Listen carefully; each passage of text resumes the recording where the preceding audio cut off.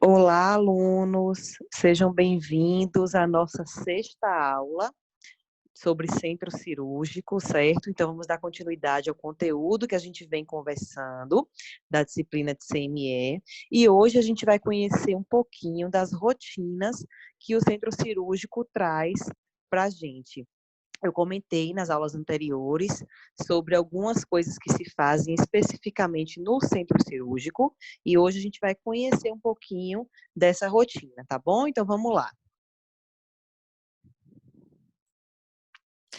Vamos entender o que é imersão em centro cirúrgico. O que é imergir? É entrar, mergulhar, né? Então, a gente vai, para entrar nesse setor centro cirúrgico, o que a gente precisa fazer?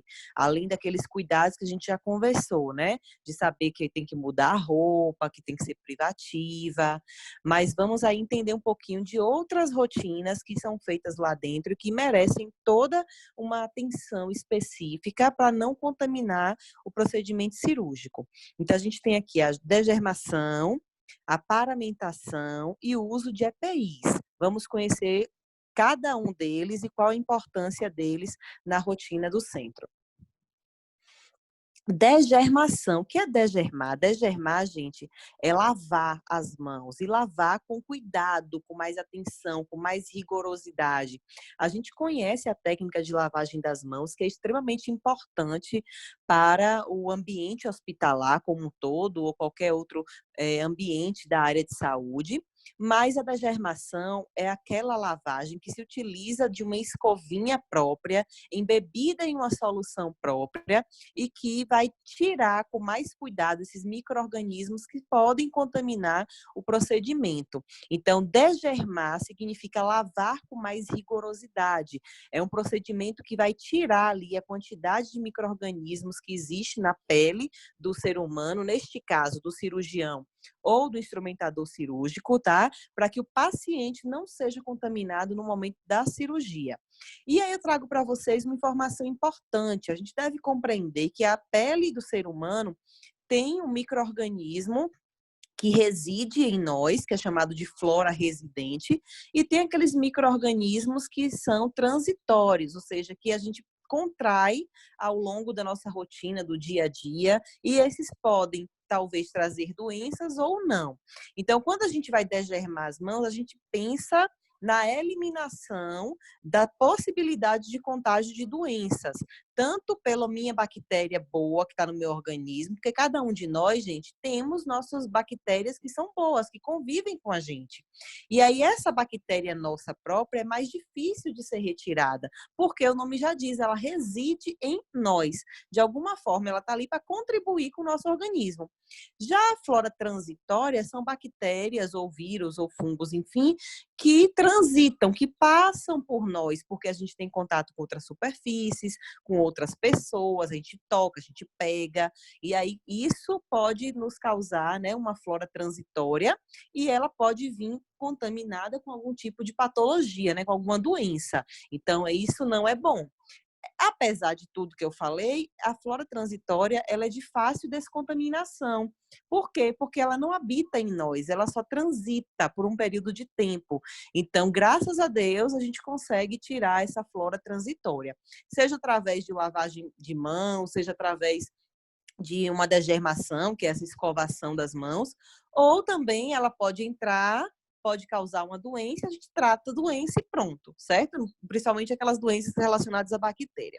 Então, a flora residente, como eu falei, é a que tem em nós, né, que sobrevive no nosso corpo, que já reside em nós, e a transitória é aquela que vai transitar, né, passa por nós aí com mais facilidade, mas ela entra e sai.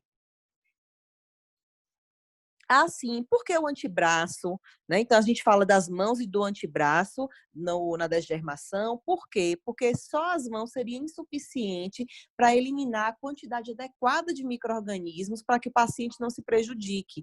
Então, a gente tem que eliminar o máximo possível. Então, para abrir, para ampliar esse campo de eliminação aí, a gente vai até o antebraço, até o nível do cotovelo mesmo, com esse intuito de eliminar o máximo possível dessa flora residente ou transitória também, para que o paciente não seja prejudicado. Então, esse tipo de degermação é indicado para preparo das mãos e antebraço antes de qualquer procedimento cirúrgico. Toda vez que tiver uma cirurgia ou entre uma e outra, para entrar em outra, né? O instrumentador e o cirurgião, ou os cirurgiões, depende da cirurgia que for fazer, precisam degermar as mãos. Ah, mas é o mesmo cirurgião para 10 pacientes. Ele pode degermar uma vez e só trocar a luva? Não.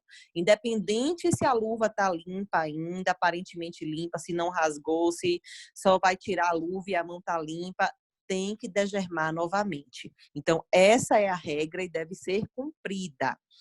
Essa escovinha que eu falei para vocês anteriormente, que vai fazer nessa escovação, essa lavagem, ela vem embebida de uma solução. E aí eu trago para vocês duas opções de solução que tem no mercado. Temos aí a solução de PVPI tópico, que vem com iodo, certo? Então, aí vem a escovinha aí, como vocês estão vendo na foto. Um lado é de cerdas mesmo de escova, o outro lado é de esponjinha. Então, pode ser que na esponjinha venha esse líquido de PVPI tópico, que faz essa espuminha que vocês estão vendo aí na imagem, mas pode ser que venha, ao invés do PVPI, venha a clorexidina. Ela também vai ensaboar, ela só não tem essa cor mais pigmentada, ela é mais transparente, mas também ensaboa. As duas soluções são excelentes para retirada de flora, tanto residente como transitória, desculpem.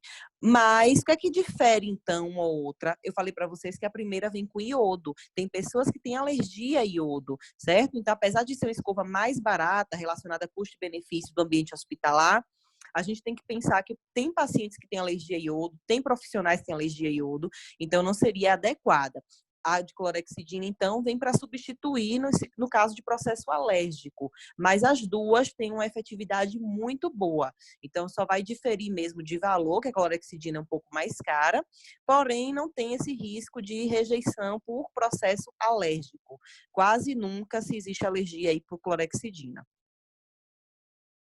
Materiais e equipamentos necessários para que se possa degermar as mãos. Então, a gente tem aí a opção do uso de pias com pedal ou torneira acionada por pé ou cotovelo. O que quer dizer isso? Essa pia que tem na nossa casa, que a gente está comumente assim, habituado a utilizar, é aquela pia que a torneira a gente roda, né? A gente gira ou toca para que ela possa ser acionada. Na degermação das mãos, isso não pode acontecer. Por quê? Porque, teoricamente, eu venho com a mão suja, né, carregado de flora, de micro-organismos, toco na torneira. Ok, ela vai abrir, vai cair a água, eu vou lavar minhas mãos. Mas depois, para fechar, eu também não tenho que tocar, então, teoricamente, eu contamino de novo a minha mão. Então, como esse processo é extremamente rigoroso, o correto seria acionar pelo pé, através de um pedal, ou que a torneira tivesse uma alavanca um pouco para fora, assim, que a gente consiga fechar com o braço, tá? Então, com a porção, assim, mais superior do braço, que aqui a gente não vai escovar, que eu tenho uma facilidade de abrir e fechar de outra maneira, não tocando diretamente com as mãos. Então, essa é a pia adequada. A água, óbvio, para lavar as mãos eu tenho que ter água, quente ou fria, não importa, tem que ter a água. Escova esterilizada, então essa escovinha que a gente comentou da degermação, ela vem, como na foto está mostrando aí embaixo, ó, embalada, única e de uso único também. Ah, mas eu vou entrar em 3, 4 cirurgias. Eu mesmo não posso reaproveitar a minha escovinha? Não. Ela é para ser usada uma única vez e jogada fora, tá? Então, é de uso único e pessoal. Também não posso abrir, eu fazer a degermação dos meus braços e passar para o outro colega para degermar também. Não pode. Também é o uso único mesmo. Então, você usou, jogou fora. Ela vem esterilizada dentro do pacotinho. Então, vai ser utilizada quantas escovinhas forem necessárias, de acordo com a quantidade de profissionais que for entrar na cirurgia e de cirurgias que tiver no hospital. A solução antisséptica, já comentamos sobre as duas, né? PVPI tópico ou clorexidina. Aí eu coloco na primeira imagem o frasquinho da clorexidina, mas só para ilustrar, porque na verdade a escovinha já vem embebida com essa solução.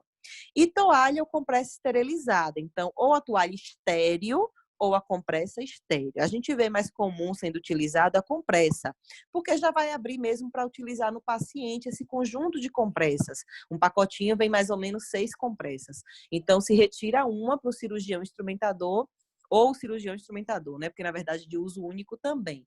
Utiliza aquela uma ali para secar as mãos. Vai entrar na contagem final de compressas? Óbvio que vai entrar. Foi aberta, a gente tem que dar conta. Mas pode ser utilizado, sim, a compressa estéreo, que é o mais fácil. A gente não vai usar jamais papel toalha, nem algum tipo de toalha ou algum tipo de tecido ou de pano que seja de compartilhamento, né, com outras pessoas ou que não esteja esterilizado. Nessa imagem aí segue a sequência da lavagem das mãos. Fiquem tranquilos que nós vamos fazer em breve em laboratório.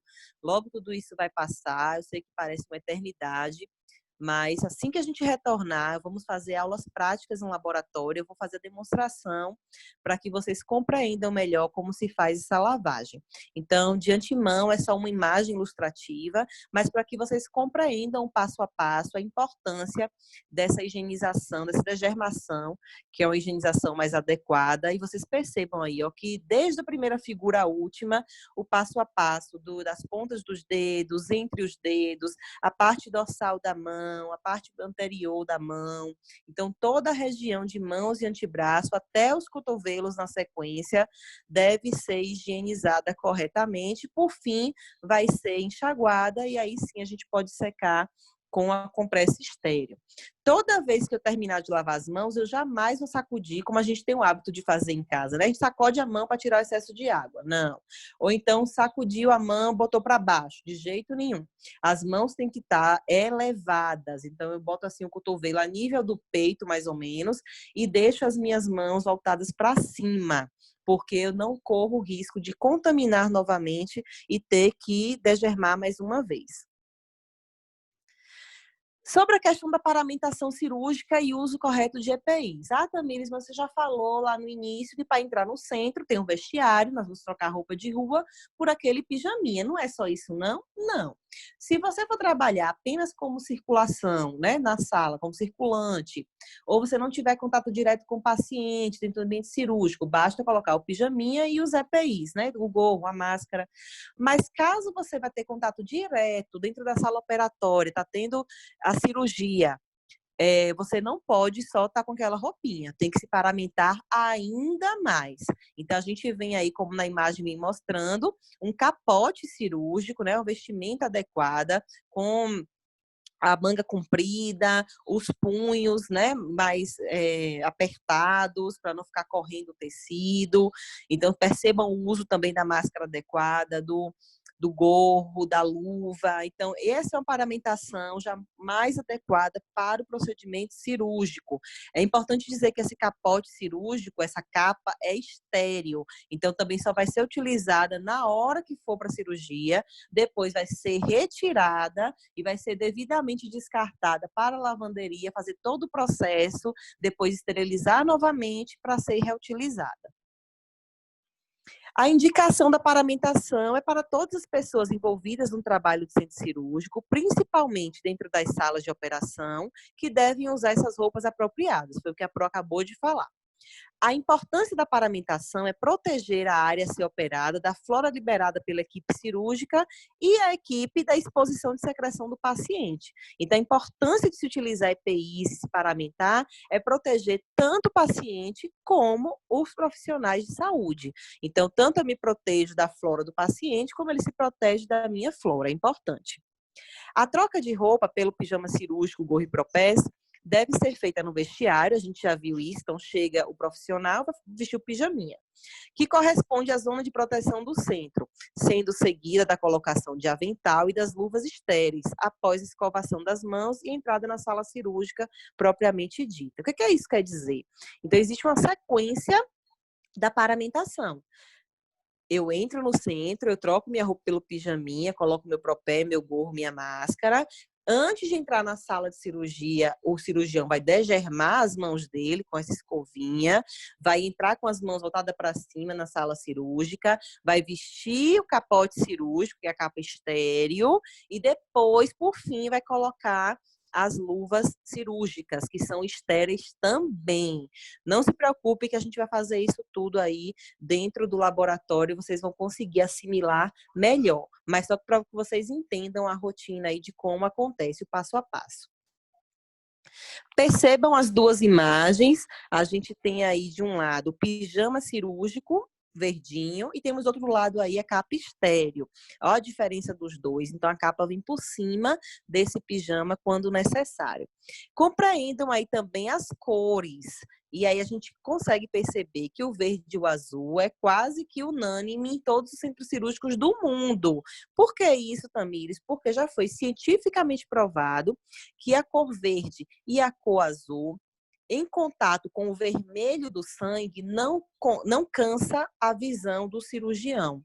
Então, a gente consegue compreender também que, dependendo da quantidade de horas que o cirurgião fica ali operando, é muito difícil você conseguir manter a qualidade da sua visão. Você cansa, né, as vistas, como se diz.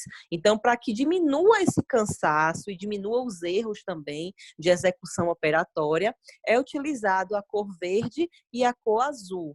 Ah, Tamires, mas eu já vi pessoas vestindo pijaminha coloridinho, de bichinho, rosinha. Então, quer dizer que não pode usar? Pode usar fora do centro. Não é ideal se utilizar no centro cirúrgico outras cores que não sejam de tons de verde ou de azul, por conta dessa questão de visibilidade cirúrgica em contato com o vermelho do sangue.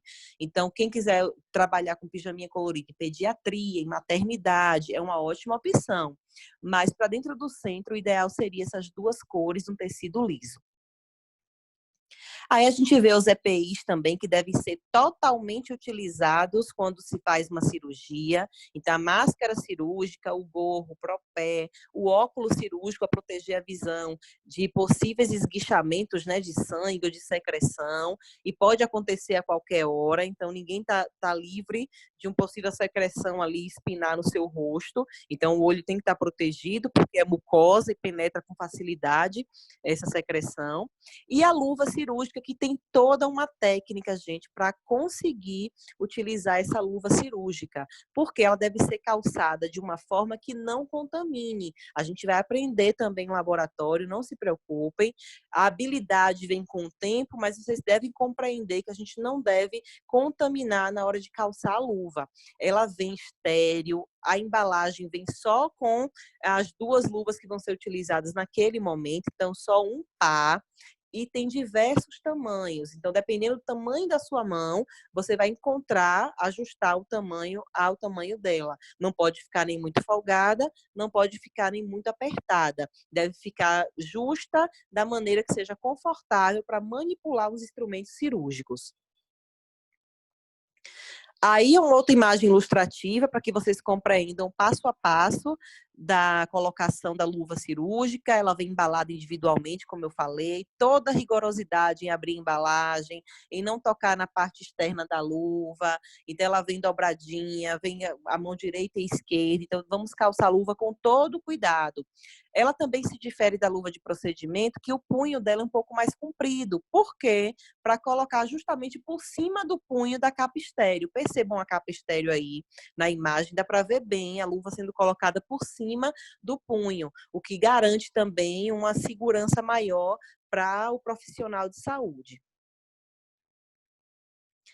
As luvas cirúrgicas são as únicas adequadas para o procedimento cirúrgico, devendo obrigatoriamente ser estéril, idealmente devem cobrir mãos e dedos, estendendo-se sobre os punhos dos aventais, foi o que eu acabei de falar, né? Isso então acaba protegendo mais, ela é um pouco mais longa. Gorros, máscaras, aventais, calças, jalecos, propés devem ser retirados imediatamente quando molhados ou sujos. Então, no momento que acabou a cirurgia, esses EPIs vão ser retirados ainda em sala, tá? E descartados. Então, a única coisa que vai ser reaproveitada são todos aqueles que forem de tecido, mas de forma adequada também vão ser descartados para a lavanderia. Então, existe lá um hamper, que é como se fosse um balde grande, com um saco de lixo grande, e vai ser descartado os panos ali dentro para que seja lavado da maneira adequada, com os produtos químicos adequados, para que se retorne para o centro para esterilizar e ser reutilizado. Mas tudo que for descartável, então luva, máscara, gorro, vai ser trocado, vai ser jogado no lixo contaminado, e aí o profissional vai pegar novos equipamentos para ser utilizado dentro do centro cirúrgico. Então, é isso mais ou menos que acontece aí na rotina do centro. Pronto, galera. Acho que por hoje foi só isso. A Pro mostrou aí coisas assim bem práticas, então não se preocupem mais uma vez, em breve estaremos em laboratório fazendo essa prática, que é muito legal, então vocês vão assim se apaixonar um pouquinho por essa rotina de centro, mas que fique aí a teoria, porque a gente precisa entender o passo a passo, a importância, mas aí na prática a gente consegue compreender melhor e assimilar melhor a importância disso. Então, um cheiro no coração, fiquem com Deus e até a próxima.